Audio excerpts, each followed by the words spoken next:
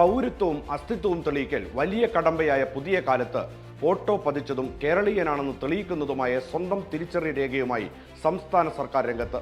Nativity സർട്ടിഫിക്കറ്റിന് പകരം നിയമപ്രാബല്യമുള്ളതും സ്ഥിരമായി ഉപയോഗിക്കാൻ കഴിയുന്നതുമായ നേറ്റിവിറ്റി കാർഡ് വിതരണം ചെയ്യാനാണ് കേരളത്തിന്റെ മന്ത്രിസഭാ യോഗം തീരുമാനിച്ചിരിക്കുന്നത്.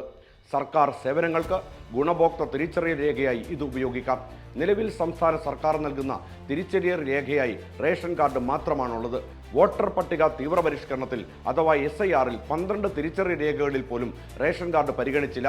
ഈ സാഹചര്യത്തിലാണ് സർക്കാരിന്റെ പുതിയ നീക്കം.